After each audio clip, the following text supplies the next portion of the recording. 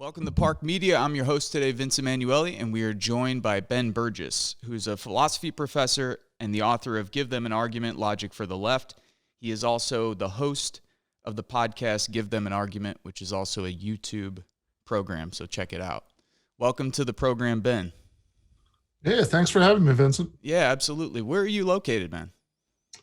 I am actually, at this moment, I'm in Roscommon County, Michigan, so I'm basically in the middle of the woods. Right on, right on. Where's that located in the state? It's about 2 hours north of Lansing. Okay, right on. So it's like another, it's like about the midway point between like the Lansing area and like Traverse City, around there. Right on. Did you grow up there? Not quite. I mean, I grew up in Michigan and in East Lansing, and this is like a little bit of ways from where we grew up, but not too far off. Oh, but you're a Michigan guy. Oh yeah. Okay, right on. Did you how did you get involved with left politics? Well, I guess I got involved with left politics. I mean, I'd had those views for a long time, but it wasn't really like, it didn't really come out of my life in any way except for, arguing with people at the bar and on Facebook, up until like, 2015 maybe. Oh, really? So, yeah. I mean, like, that's a little bit of an oversimplification. There was some stuff before that, but like, not for a long time. Yeah. So I'd really, way back when, I was involved in like, organizing anti-war protests and, my early 20s and stuff like that. But, for a very long time, I'd been, I really hadn't been very politically active at all. And then, and then I guess it's like the same story as a lot of people. I think the first Bernie campaign, really activated me. And then, I joined DSA during all of that. I was pretty active in that. I was involved in the adjunct professors union at Rutgers, around the same time. And then I ended up writing that first book, Give Them an Argument, which was really like, I had been writing an academic book about logic, and I'd been, I guess, posting about it regularly. So my friend Doug Lane approached me and asked if I want to write something about logic and politics for Zero Books, and I had to like really think about it for a while. Like I wasn't sure what that would look like, but then I ended up deciding it would be fun, and I thought, whatever. I mean, I don't think anybody's really going to read this, but whatever, it'd be fun to write. And then all of the other kind of lefty media stuff sort of fell out of that. Okay, right on. Was your family political?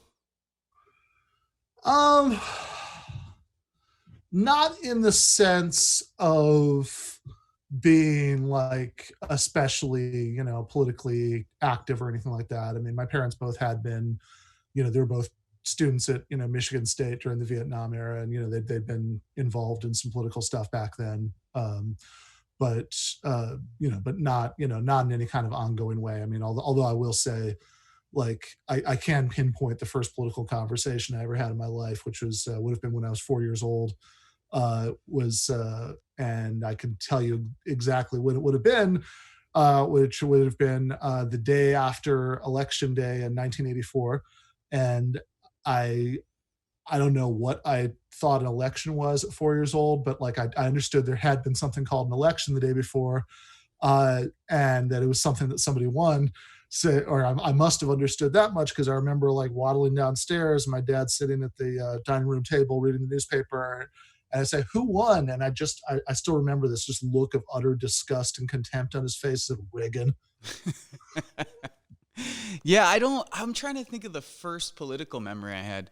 As you were saying that, I would say probably the Gulf War. I was born in '84, so probably the Gulf War. Parents, stay-at-home mom who worked part-time jobs, dad who was a union iron worker. I would say probably the Gulf War '91, and then probably the LA riots, because in our neighborhood there was like a bunch of people running around worried that there were going to be riots. So largely like a Italian Croatian, Serbian diaspora of people who all of a sudden became like rabidly reactionary within the course of like less than a generation. Yeah. But yeah, so Yeah. that was probably and then I remember Ross Perot with the big ears. Sure. As like a little kid, I was like, who's this guy with the big ears that everybody hates? Because every time the TV was on, people would be talking about why he shouldn't run and all the rest. But those are like my first political memories. So you did grow up with like some politics. They were, like you said, your parents were in university during Vietnam. Yeah. How did you get into, like, you said that you had these sort of political views for a while. Where did that come from? Yeah, well, I mean, partially from my parents, partially from, I mean, you mentioned the Gulf War just now, and so having, like, sort of just being there, I guess I was like just about old enough for that kind of the combination of having parents who had anti-war views and having like just being in this like sea of jingoism, that existed in the U.S. When the Gulf War was going on, which is actually like to the point that it's like kind of hard to remember or believe now. When you try to reconstruct like quite what that was like, was probably enough to to make me feel very alienated from all of that, and interested in learning more about radical politics. I remember reading, I still remember what it looked like, a copy of like the Communist Manifesto that I got out of my middle school library, and I'd whatever, like all of the stuff that you probably expect from a lefty of my generation, that I'd read Noam Chomsky and stuff like that. But the Croatian thing, by the way, is kind of funny. That you mentioned that, since my that's where my mom's family is from. Oh, right on. Yeah. Right on. Yeah, that's on my mom's side as well. Her dad. Everybody else is from Italy. A few generations removed. You said you were organizing during, what did the anti-war organizing look like? You were in university at that time? The second Gulf War, the invasion. Yeah, I'm sorry. During this. Yeah. To be clear, yeah.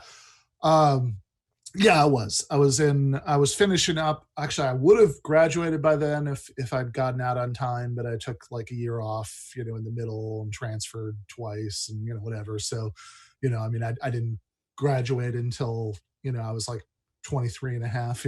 So because of that, though, I was still in college when during the lead up to the invasion of Iraq, and I was going to Aquinas College in Grand Rapids, and then I was going back a lot of weekends to the Lansing area where I grew up, and so I was involved in stuff in both Grand Rapids and Lansing. So, for example, there was a huge, the Greater Lansing Network Against the War in Iraq, Ladawi, organized this like giant, anti-war march on the state capitol, with thousands of people, and like, when would that have been, like January 2003, something like that, and also George W. Bush visited Grand Rapids around that same time, which was absolutely insane.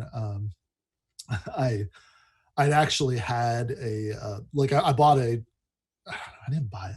I don't remember. Somebody got it for me somehow. Like, I had a ticket to go see him, so I had some like vague plan of heckling him or something, but then like I just stupidly didn't like take off my buttons, and they didn't let me in, so I went to the protest, which was completely insane in itself, as you can imagine, because it's like Grand Rapids. They're not really used to that stuff. And Sure. And so the combination of all of the like local and state police they brought in, and the Secret Service, and everything, it was like it was like a really extreme overreaction to like what was essentially just people like walking down the street yelling stuff. You could have completely ignored it. It would have been fine. We had a similar interaction with the Clinton campaign in 2008 when she came to LaPorte, Indiana, to speak at like a high school gymnasium. And there were 4 of us who got in because we told them that we were we are veterans, but we told them that we were vets. and some guy started screaming at us for cutting in line. And then my friend turned around and said, I'm a veteran, man, to kind of pull the vet card. And this like poor liberal cat who had like his Hillary Clinton baseball cap on, like he felt bad and he started apologizing, and I felt like shit. I was like, come on, man. Like we got in, almost got booted out several times. People were screaming, yelling. It was really, it was like to go back to 2008 and listen to her speeches on the campaign rally. I think would be shocking for people to go back and listen to some of that. And I don't know how much these kind of like smaller sort of junkets were filmed or anything like that, but man, like it was some pretty she was up there with Evan Bayh, former senator here in Indiana, and just a wild crowd. What did you make of, like, so how do I put this? You said that you kind of like fell out of being involved. You got back involved in 2015. What did that look like? Like what was the reasoning behind that? And what did you make of just like the movement and the organizations you were interacting with? Yeah, I mean, I think that a lot of it, I think quite a lot of what happened there is in between, like when I'd kind of fallen out of being involved in most of this stuff, which was like certainly by like 2006 sometime. I think I was no longer really involved in any of this stuff, or certainly much less so. Um, like I'd go. I was a member in my mid-20s. I was a member of the Socialist Party, and so like I'd go, like by the time that time in 2006, like I'd go to Socialist Party Michigan meetings in Ann Arbor, but like that was like really like I had very little sense of like that this was actually like tied in any meaningful way with like any political project that was going to go anywhere. It was like it's like whatever. It's like I'd go so I could like talk about politics with my friends and get high after and whatever, like that was kind of the, that was kind of the extent of it by then. And so when I moved away for grad school, I just completely dropped off. Right on. Where'd you go to grad school, Ben? Florida, okay. University of Miami. Right. I mean, I'd actually, to be clear, I was already in grad school. I got my master's at Western Michigan in Kalamazoo, but then I went to Florida for my PhD program. So yeah, at that point, I just completely dropped off. I would, like really, like most of what I did politically was like read, Glenn Greenwald columns and Salon, and, use them as, cheat sheets to argue with my liberal friends at the bar about drones, like that's what I was doing. And then, yeah, I think like I would have at various times over the years, in between then and that first Sanders campaign, like I would have the itch, that's like, oh, I should really like be more involved. I should be doing something. But I think the reason that I never really did to any meaningful extent is just that it all seemed like it wasn't really obvious, at least to me, what what to be involved with, because, and I think that's really a function of the fact that none of it really seemed to be going anywhere or accomplishing anything. And so yeah, I mean, I could have joined any one of an alphabet soup of socialist organizations or whatever, but like none of that, like it just didn't really, I'd have the thought and look into it and think about it, but I was like, and then I guess I should say later on in the years immediately before I finally did, join the DSA and campaign for Bernie and all that stuff, for at least 3 of those years, I was out of the country. I was, my wife and I were living in South Korea. So that, which is also an important part of the story, because things were starting to happen at that point. Certainly with, Occupy Wall Street and the first flickerings of, the Black Lives Matter protests, in, Ferguson, all that stuff, but I, I mean, I was literally not there for a lot of that stuff. I was on the other side of the world. But, like feeling much more of the pull of, of I should really do something to, to support all of this. And then by, yeah, I mean, I was in I was in Korea for like a year, and then I was, back in Miami for a couple of years, uh, and then, well, you know, the woman who was then my wife and I, moved back to Korea, for a couple of years. I got another teaching job there, and then I was back. I was in, well, I spent a semester substitute teaching back home in like the, like Lansing area public schools, since neither of us had an academic job when we got back, and that was as much fun as you'd think it would be. Right. And then and so I got this job in New Jersey at Rutgers, which was originally just like, hey, we need somebody to like fill a couple classes that we can't do with, that, we don't have enough people here, here for. So like, this would be a good chance for somebody to like, to visit for a semester and teach a couple classes, and, and kind of visit the department for the, for that time and whatever. And I jumped at it because what I was, I was so desperate for, to go back to that, because this, the semester of, of subbing and all that, and, living, Jen and I living with my parents and all that, like I didn't want to do that anymore, obviously.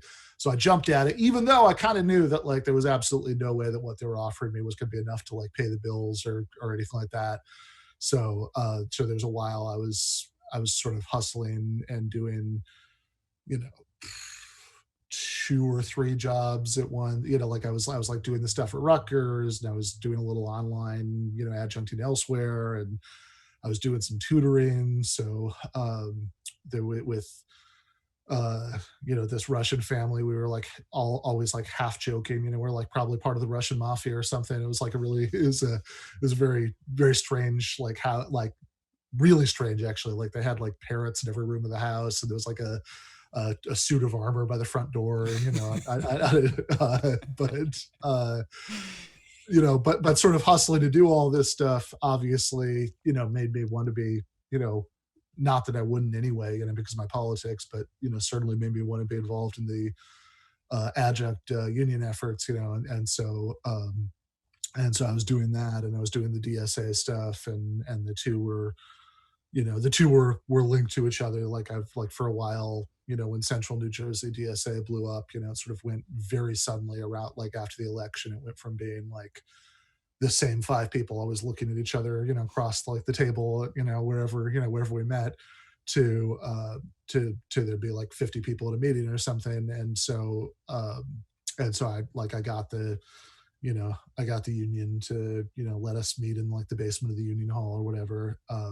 So I was doing all of that, during my time at Rutgers, kind of leading up to the media stuff getting to the point where it was so time consuming that it cut into some of the rest of that stuff. And then we moved again for another job anyway.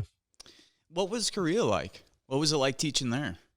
Yeah, so I taught, the two different jobs I had in Korea were right after I got out of grad school. I had a year of teaching at the University of Ulsan, which is in the far, it's like the far southeastern coast of Korea. I'm, my childhood training is so strong that that I have, Korea is not at all shaped like a mitten, but I really want to whip out my hand and point out where it is relative to the map of Korea, and so it's like the opposite end of the corner from Seoul, it's where most people actually, I think at least half the population of the country lives in the greater Seoul area, which is almost up at the border with North Korea, which is, part of part of the reason that's always so tense, that if, because if there was ever a war, like, half the population would be like right there. But yeah, so that's like, Ulsan is like it's an industrial town. It's like 1 million or so people.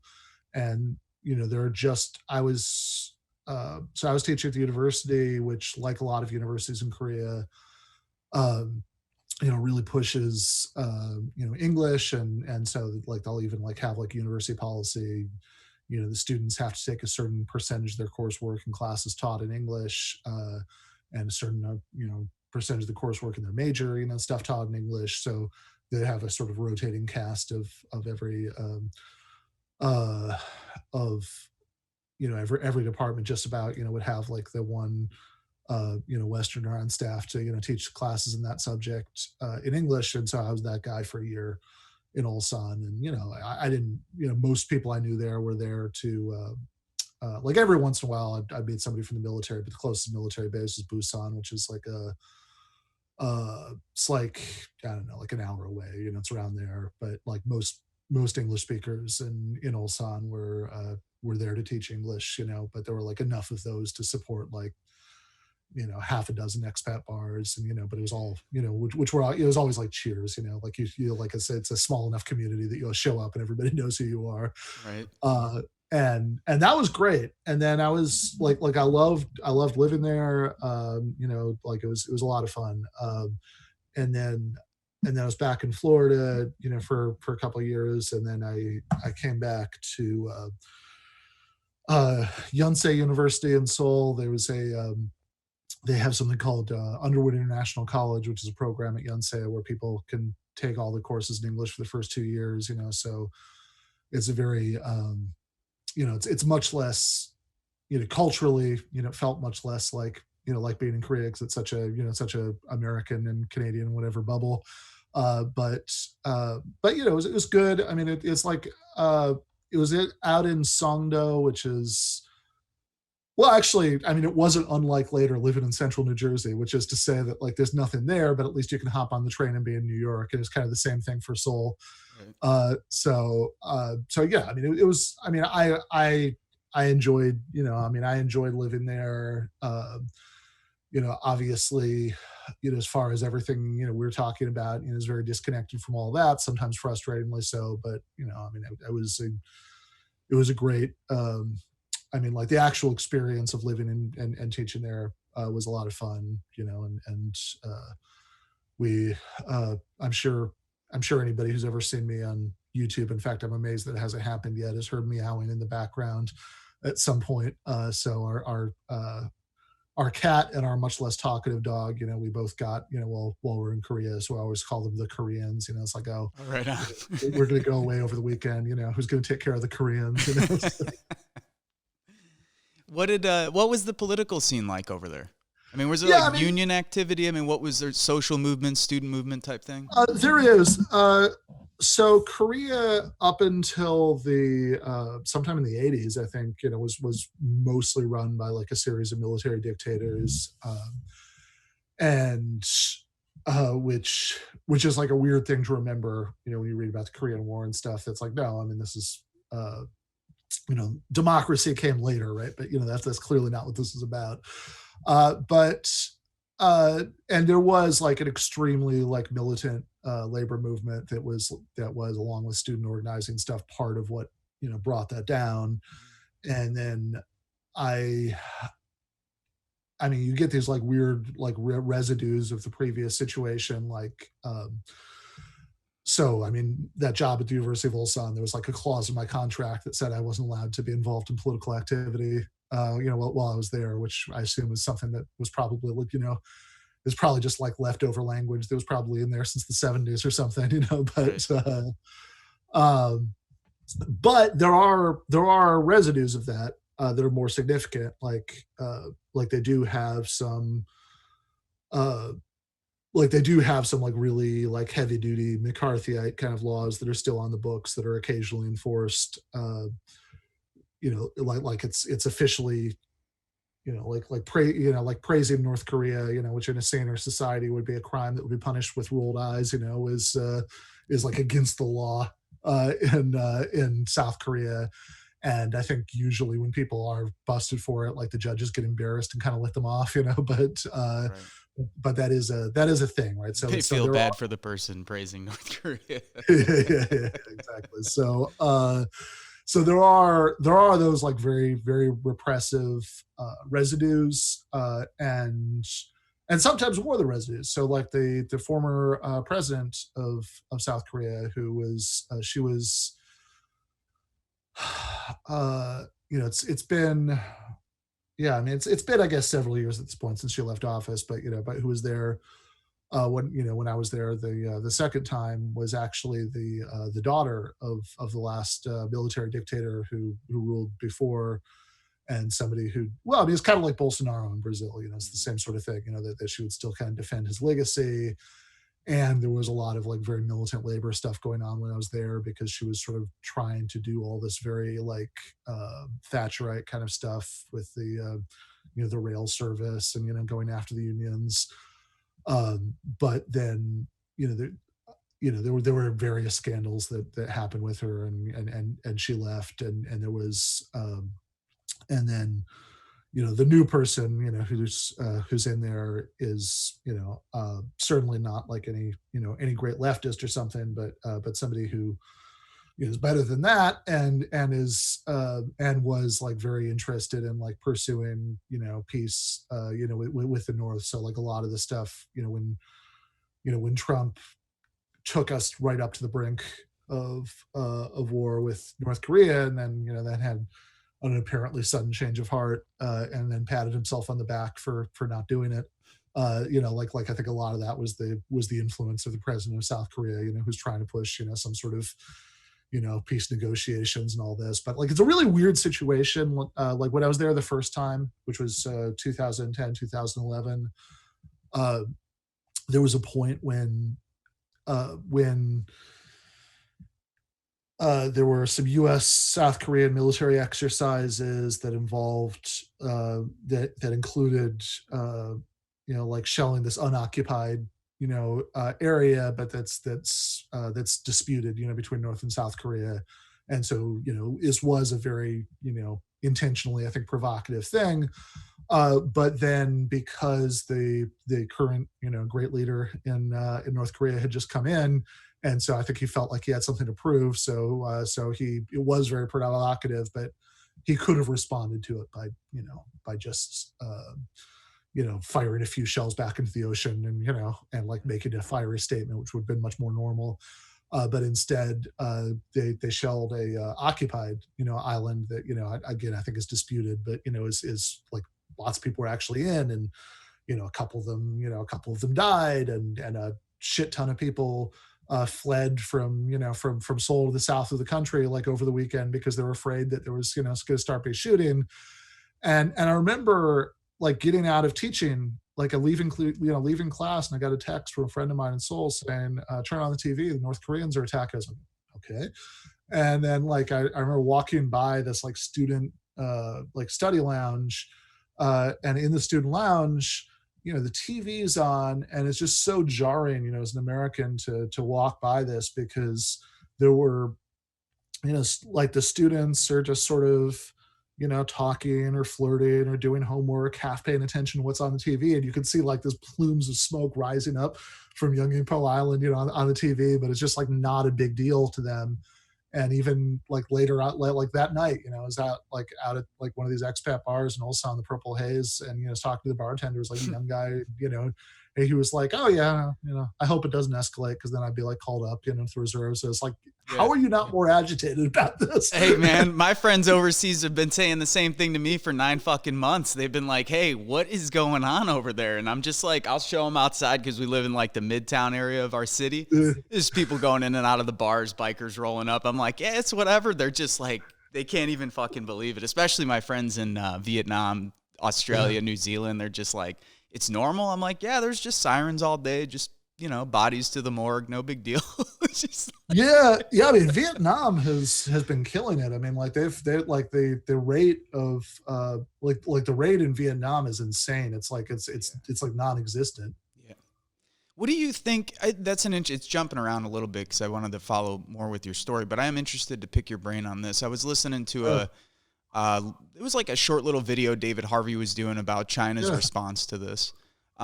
How much do you think we could take away from countries like Vietnam, China? Of course, widely different political contexts in both, but I wonder what, over the last 9 months, has it changed the way you've thought about politics, or even the way that we would structure society? Yeah. So I mean, China, I think is a little bit more of a mixed record, because I don't think they were handling it well at the beginning, but then they really got their act together. Vietnam's like, I think like this I mean, if it's not, I guess technically, I think it's like number 2 or 3 or something, but it's like, Yeah. Like Vietnam is separated from like the number 2 or I think it's number 2, and number 1 is like maybe Taiwan or something, but whatever. It doesn't, uh, like, I think both of them are so low that they're like probably separated by like one dead guy. Yeah. And so that's obviously been amazing.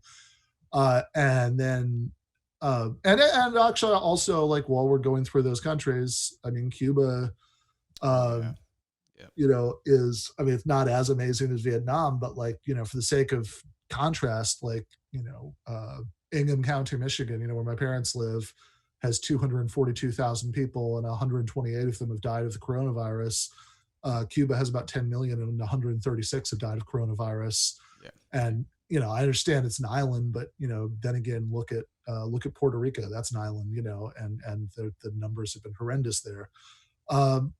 So what can you conclude about all this? Well, I think the good news is that you don't need to have that, and I don't want to clump all these together. These are like very different countries, but you don't need to have like the kind of degree of authoritarianism that that some of these countries have in their political systems in order to have the good things about their response. And the way that we know that is we can look at other countries that, so Taiwan I just mentioned, or South Korea, right? South Korea, has been, it's imperfect, but I mean, God, they've been doing like unfathomably great compared to us. And so I think that part of that is that even though like some of these are, some of these places, right? South Korea, Taiwan, these were founded as like, right-wing anti-communist, whatever, states. But that said, they do have like a degree of social democracy that's unfathomable to Americans. Like in Taiwan, the Ministry of Health just mailed masks, to every single citizen. It's just it's so different. It's hard to As wrap we your mind. defund our fucking post office. Yeah, exactly, right. And like Vietnam, I remember being struck by early on, in like April or something. There was a point in Philadelphia, I want to say, where there was these images that came out of, they'd done some kind of citywide mask mandate, and there was this young black guy who was like pulled off the train by a bunch of transit cops. It was like 5 of them or something to pull this guy off for not wearing a mask.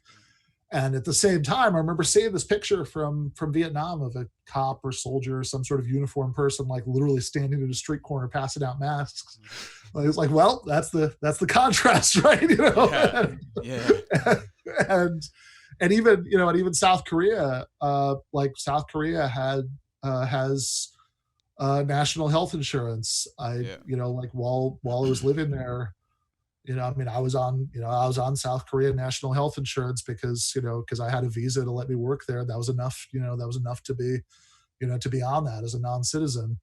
And yeah, I know, right? So it's Sergio and I have healthcare, but we went to a fucked up war to get it. I mean, yeah. Fuck. So when were you in the military? I was I was born in 84, graduated high school in 02. I was a senior when 9/11 happened. No sense of any of that stuff, though. I fucked off in school.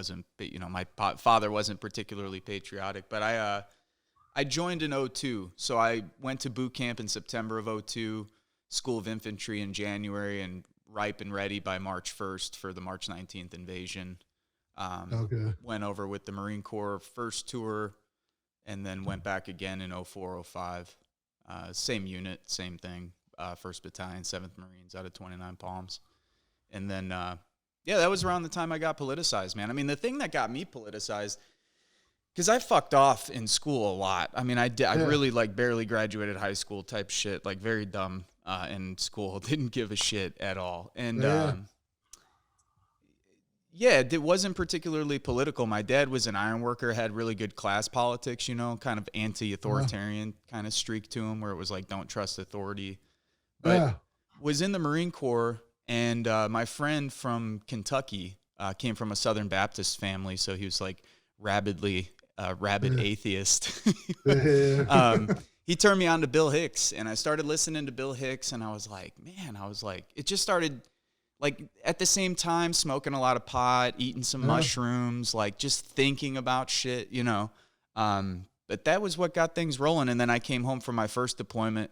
My friends were all coming back from their first year at university, so they were like, have you ever heard of Noam Chomsky? Have you ever heard of Howard Zinn? And I was like, no, who the fuck are these guys? And they sent me back when I went back to the unit, and yeah, that was it. You know, it was like turned me on, and once I was turned on, I was like 100% kind of balls to the wall. And then after my second deployment, I refused to go on a third, and probably only went on that second deployment just because I felt, you know, some camaraderie with the guys that we served with. But yeah, after that, I decided, fuck it. I'm done. I'm not doing it anymore, and refused to go on a third deployment. And then right around that time, I was in communication with people from the anti-war movement, and they kind of hooked me up with IVAW, Iraq Veterans Against the War at the time. So I just kind of like got out and immediately got involved, and which was pretty wild because I had no idea what the left was or anything like that. Sure. And it was, to be honest with you, to wrap it into a conversation about socialism, I was the thing that turned me off about socialism when I first got involved wasn't the ideas. It was the people who were involved with the socialist organization. So my friend Christian Parenti calls it like an inoculation that people get when they first get exposed, because it's like, yeah, I was very turned off by it, man. It was like people hitting you with the newspapers and people hitting you with like all kinds of jargon. And here I was like 22 years old, barely graduated high school, didn't know what the fuck these people were talking about. And they're like, oh, you still have imperialist views, you know? And they're like, where are you wearing that American flag hat? And I was like I had an American flag bandana on at this. It was wild. It's a good story, actually. I got invited to go to Iowa State University, give this big speech to all these students. And again, I'm nervous as shit, never done much stuff like this at the time. And I wore this American flag bandana because, of course, as a young 22-year-old pissed off veteran, I'm like, what do other pissed off veterans look like? So they look like this. They wear their fatigues, they put a bandana on, they smoke cigarettes. That's what they do. And I gave this speech, and afterward, the kid who invited me was like, pulled me to the side at this university pub, and he was like, hey, man, he's like, you got to take off that American flag bandana. And I was like, wow, what's going on? He's like, you know, you still have some imperialism in your heart or something wild. I was like, Jesus Christ.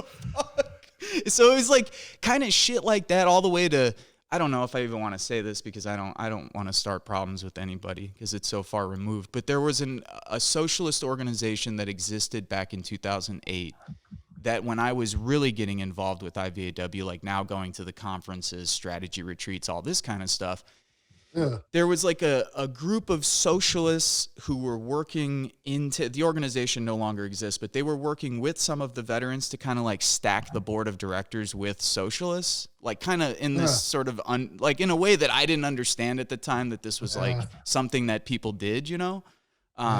So that kind of shit, you know, it's a long answer to your really short question of when the fuck I served, but yeah, it's actually like one of the reasons why I'm so interested to interview you, because of all the people, like I have been sort of firmly entrenched in a lot of this work and working with all the different movements, and then pulling way back 4 years ago when Bernie ran and saying, okay, nothing I've seen is working too well. We need to sort of like dig in deep at the local level. Like we opened a space because there's no more fucking union halls around, so there's no more like community centers or places for people to go to or gather or like just get to know each other, let alone like using the space for political organizing efforts. But it's like one of the reasons I wanted to talk with you is because I'm getting exposed now to like a whole new generation of leftists that I never heard of. Like when your friend passed, Michael Brooks, I actually didn't, like I knew kind of who he was, and then people were like, you do realize that like he's got 100,000 followers, like all this stuff, and I was like, fuck no. I'm like, I don't know that guy. They were like, have you ever heard of Ben Burgis? I'm like, no, I didn't know who the hell he was. You know, and it's kind of crazy that like there's this left like ecosystem that exists, and sometimes it's almost like the social media world where if you're in your little sort of corner of the left, like you might not even hear of all this other stuff. But I was really impressed with and I'll just kind of let you riff on this, but I was really impressed with what Jacobin was doing leading up to 15 with Bernie. Worked on the Bernie campaign. At the time, didn't think he had a shot to win, but saw it as an organizing opportunity of a magnitude I had never seen before. You know, and so since then got a little more turned on to like, after this last election too, to like what Jacobin was doing, what you were doing, what all these other sort of people on the left were doing. And the way that you talk about the issues, like bringing up stuff like cancel culture. Like I live in Michigan City, Indiana, man. Like most of the people I bring around to left politics or political events, they're like, Vince, like I agree with the issue, but like I can't see myself hanging with these people, man. And I'm just like, oh fuck. Like, and it's killed me for years, you know? And finally I came across your stuff and I'm like, no shit. I'm like, here's a cat who definitely gets it, like gets a lot of the stuff that I've seen over the years that's really drove me nuts, not for like ideological reasons, but like straight up because it turned people off that like I wanted to bring into the movement. Yeah, well, that flag bandana example is just perfect. You know, like because what's like what possible, you know, what could be going through somebody's mind, you know, like even apart from the whole question of like how we actually should think about you know, American patriotism and that symbolism, and you know, and how that relates to, you know, to being, you know, internationalist and, you know, anti-war and all that stuff, you know, like whatever you know, whatever you think about it, and you know, whatever, what I think about it is that I think it would like make a lot more sense strategically to you know, like symbols can mean, you know, like symbols mean whatever people want them to mean. That's how symbols work, you know. So you know, it makes more sense to me to you know, to try to, you know, to reclaim, you know, some of that stuff. But whatever you think about that, right? Like, why would that be? You know, like the fight you pick, like how is that, you know, like what you decide, you know, you want to do, you know, because it's just such an obvious, like it's completely meaningless, and except all you're doing is you're signaling that, you know, that you're a like distinct subculture, and like anybody who wants to hang out with you has to like identify with that like distinct subculture by like not identifying with like what symbols mean to, you know, to most people. Right. And it just seems like if the purpose of politics is to try to persuade, you know, a majority of people to agree with you, you know, so you can make change, then that just seems like, you know, that just seems so perverse. But then, like, you know, then if the purpose of politics is just to exhibit your own like moral commitment to, you know, to opposing whatever's going on, and to and then to like test like the commitment of others, you know, and there's no particular goal of actually changing anything. It's just a, you know, it's just a performance, you know, that like it's just a way of acting out like your moral feelings about all the horrible shit that's going on. Then it makes perfect sense. Yeah, right. Like just come up with all these like weird little tests that aren't going to mean anything to most people, you know, and try to, you know, try to find ways to, you know, to enforce those. And I tend to think that where that comes from, you know, like to kind of get that, you know, that we have to see that the American left has been so marginal, you know, for so long, right? You know, like that's kind of what we've been talking about, both in terms of, you know, your initial reaction to, you know, people trying to like sell you newspapers that, you know, by the time this is happening in like 2003, 2004, whatever, you know, like that whole exercise is so weird, you know, like that, like I think socialists were the last people in 2004 who were still selling newspapers like 1930s paper boys, you know, like that's, you know, read all about it, you know, like, and then, and, you know, so trying to like sell you newspapers and like, scheme to like take over the, like staff of some anti-war group, and it just, that whole, that, you had that like bad instinctive bad reaction to that. And, and I was more used to that, but I was also like, that's also why back then I wasn't, super, I mean, like that's around the same time that I started to like drift away from, from all of this stuff. But that kind of left. It's just formed at a time when it's not only that the left was like really distant from like ever getting to take power, but that it was so distant from it that like the very idea of talking in those terms like almost seemed like fantasies, like which are whatever. I mean, not that they didn't talk about it in those newspapers, but like they talked about it in those newspapers in a way that, made it seem like even more of a fantasy, because it's like all like 1917 Russia reenactment or whatever. Yeah. And so, and even people who are better than that, we mentioned Noam Chomsky a couple times in this conversation, and I love Noam Chomsky. I think that guy's like a saint, but Uncle but No. yeah, totally. Yeah, I mean, even more so now, like in the last couple of years, that he's got like, I feel like Noam Chomsky, as long as I've been paying attention, has basically looked the same until like the last year or two, and he's got that huge beard. Man, And there are he just, some of us have kindly passed along that it would be cool if he maybe did away with that beard. I won't even say any more about that. I know. Yeah, I mean, but no, go ahead, because I am interested in what you're gonna say. Yeah. Well, yeah, I mean, yeah. Now he kind of looks like he's this like like he looked like, the beard like aged him, his like apparent age by like 50 years. He looks like this like bedraggled old wizard who just like hobbled back to his village after he was taken prisoner by a gremlin or something, but like Chomsky, and I love Chomsky, but if you read Chomsky, right, like my friend Daniel Bessner always points out, or like any leftist of that generation, there's never any point, like Chomsky is talking about how, the various, nefarious structures of, capitalism and US imperialism work, and has very perceptive things to say about this and a lot of appropriate moral indignation. But there's never a point when he was like, oh, if like a socialist government ever took power in the United States, how would we handle this stuff? What would our policy be with China or whatever, right? Yep. And that's not that's not a knock on Chomsky exactly. It's just that he's coming up at a time when like asking that question would have been like, hey, what are you going to do when you ascend to the throne of the emperor of the galaxy? It's just silly, and then.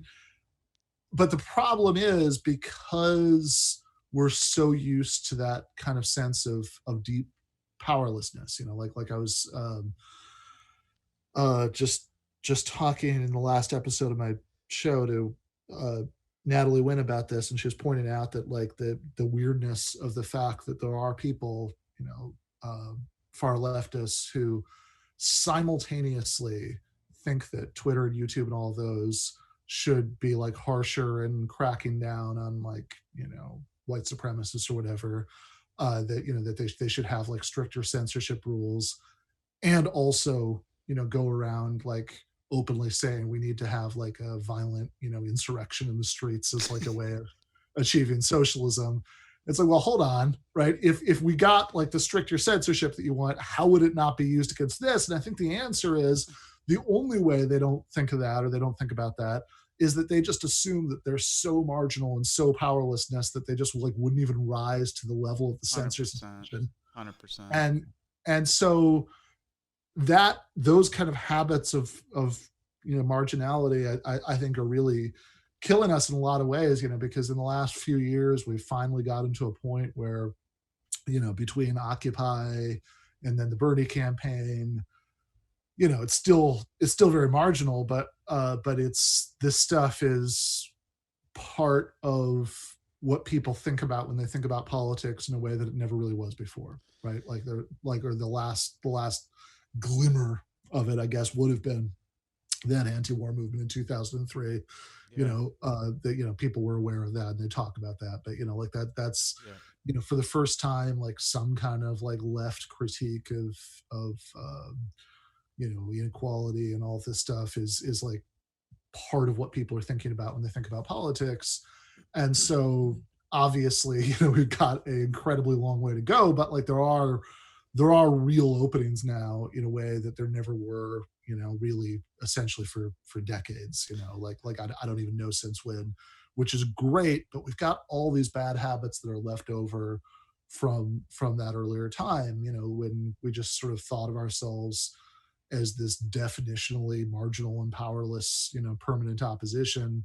And so if you don't actually think that you're going to be able to do anything, you don't think that you're going to be able to convince a majority and have some kind of successful, movement, whether that's, electoral or at the workplace or whatever it means, that you don't think that, victory is in the cards, that it's really easy to just think that what politics is exhibiting the depths of your commitment, to opposing all of this stuff.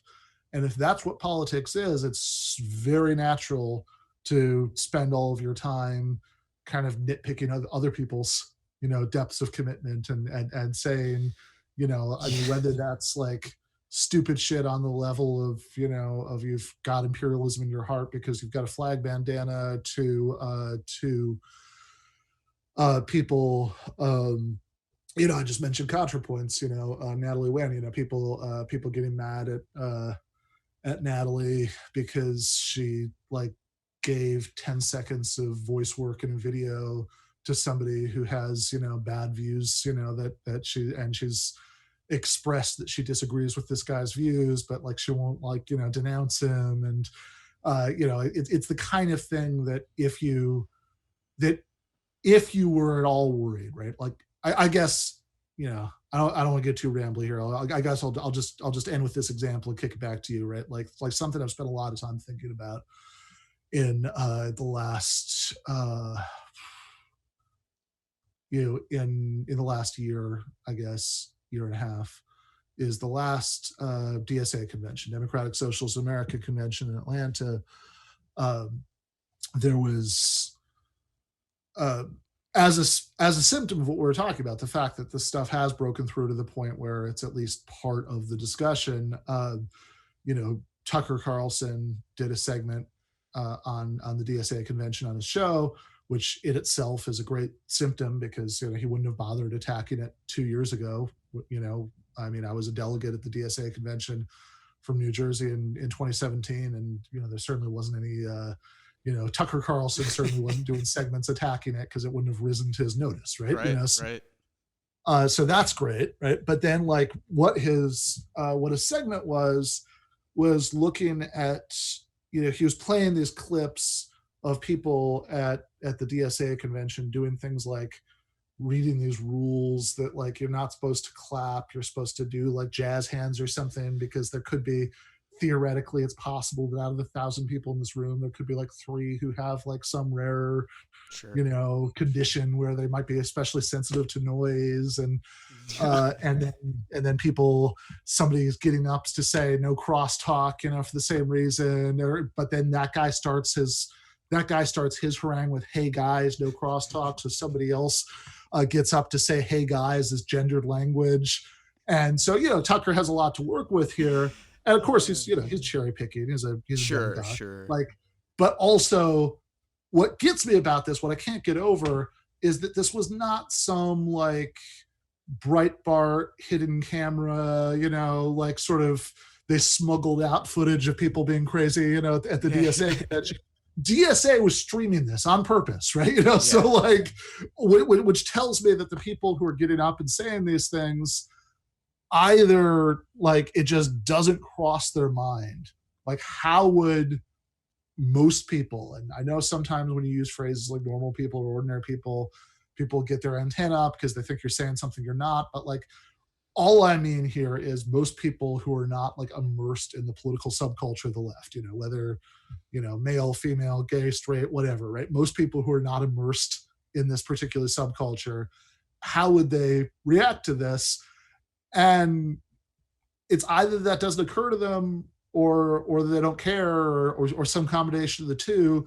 And again, I think that's the bad habits left over from that prolonged exile from real power, that people, too many leftists have just learned to just not even think about that question. We're not even, it's just not even on our radar how this would read to most of the people that we're trying to appeal to. Yeah. No, you raised so many points. One, and I know we got to go because I know you got something coming up. Well, we could do another one in the future if you're up for it. Absolutely. For sure, left in a much different position. I mean, even my fucking parents are about to join DSA. We're starting a DSA chapter here in Northwest Indiana, largely because we've seen a lot of groups kind of fragmented in our region, and trying to bring everybody under some kind of an umbrella. With some common norms and so forth. Like, that makes a lot of sense to us. Also gives us the opportunity to connect people throughout the country, throughout the region. This is it makes a ton of sense.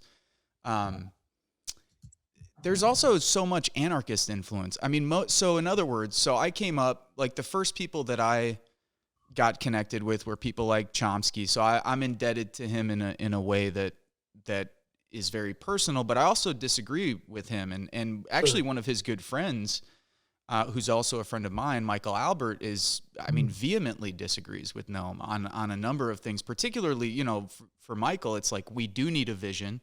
We do need to map out what that sort of looks like. And they've been arguing about this since 1962. So how would I say this? I think part of what you're saying is 100% correct, but I would say that, as Albert FaceTimes me. Oh, shit. Oh, what I was going to say is, I think with Chomsky, though, it might be even deeper than that. Like, I think Noam really does believe that we shouldn't necessarily try and map out too much. And I don't know how much of that comes from him thinking that the left doesn't have power, though. It is interesting because post-Chavez, you can see his tune kind of change, and him try and sort of form a different way of, like, interacting with those movements and the questions people had. And then, of course, I think this has even grown more since 2015 with Bernie.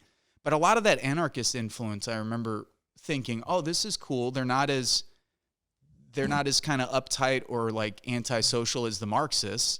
And I was like, okay, these, and they're doing, at the time, I'm thinking I'm in my 20s, they're doing cool shit. Like, they're locking onto stuff, and they're actually doing, like, equating radical politics with radical tactics, and being like, oh, okay, so, like, this is better than the liberals just protesting the war. This is better than the Marxists who are handing out newspapers. And then the Occupy experience really sort of it killed it for me, because after I was involved with enough Occupy stuff, I was like, okay, because that was another one of those moments where I was working at a bar at the time here in Michigan City, and it was one of the few times that I had been involved at that point for about 6 years, where, like, the ordinary people that I knew in Michigan City were like, hey, what is this Occupy thing? Like, I'm pissed at the banks. Like, I'm pissed at the rich people. Like, they, very like. And then you find out that, like, if you're actually going to be involved with it, every decision is made in a 5-hour meeting that works on consensus, and, like, Yes, and then that drives you nuts. Someone coming from the military, someone also coming from, like, a working class background of, like, when you're in certain jobs, you're just like, you get this shit done. All right, who's in charge? Who does this? Whatever. I go back and forth with Mike about this. Sergio and I just interviewed him about participatory economics, and Sergio actually should have been the one interviewing because he's got a master's degree in economics, and I just am asking him general questions. You know what? You should have him on the program, Ben. I think it would be cool for you to have him on the program. I think you and him rapping would be really neat. Yeah, I'd love to have Michael Albert on, and yeah, I mean, I think there are, I think with Paracon, there are things about the model that I like, but I mean, I actually do, like, it almost sounds like a joke, but I actually do take that objection super seriously, that most people would, like, rather shoot themselves than spend their entire lives, in meetings. Yeah. And again, that can kind of sound like flippant or trivial, but, like, really, like to my mind, a big part of the reason to move from capitalism to socialism, like a big part of the benefit is that we can all like spend more time just on our lives, outside of, hustling for our daily bread. And so, obviously we do need some kind of workplace democracy, but we need to, like we need to do it in a way that, that we're not spending 9 hours a week in meetings. No, I go back and forth with Mike about this all the time. And virtually everything he brings up, I'm always like, Mike, this is the world. This is your world. You want to talk politics from the time you get up. Like you could FaceTime. If you wanted to FaceTime Mike Albert tomorrow morning at 7 a.m. Eastern time and talk with him for 2 hours about, you just start it, he would do it. And I love him for that. But at the same time, I think your point is well taken. That's not everybody. All right, brother. No. I know that you actually have something coming up, and I feel like an asshole for keeping you. No. This has been really fun, and I should say, by the way, there's trying to remember, but there's a clip that I really like of Albert, where he's speaking at some university, and it speaks to so much what we were just talking about, and all the people at the university he's speaking to. Oh, where they don't watch sports? Yeah. It's like, who watches sports? And it's just like, yeah, like oh, how many of you are going to be at the big game? And everybody like laughs. It's like, okay, so like, how do you think you're going to organize like all these people who live here? It's the most. Hey Ben, I'll tell you this before I let you go. One of the craziest things about Mike is, for a mad scientist who is quite literally in his room, like reading either quantum physics, which is what he was trained in, or whatever the fuck you could talk to him about shit for days, because he's like this. He's a big fucking like big into like physics and all this other shit. But he also gets stuff that a lot of like left intellectuals just don't. And I guess perhaps this is one of the reasons why I was so interested in speaking with yourself, that it's just like, not that I perceive you as a mad scientist who just sits in your room doing whatever, but it was like, I don't know, it was like, it's rare for, I think in my experience, to come across people who just kind of pick that shit up really clearly, So anyway, I appreciate you for what you do. Yeah, appreciate that. Let's do it again.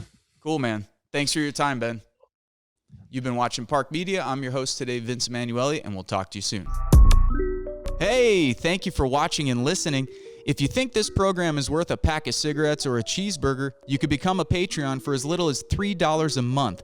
The link is available at our website, parkmedia.org. That's PARCmedia.org. Make sure to subscribe to our YouTube channel below. Also, you could find us on Instagram at Park Media, Facebook at Politics, Art, Roots, Culture, and you could find me on Twitter at Vince Emanuele.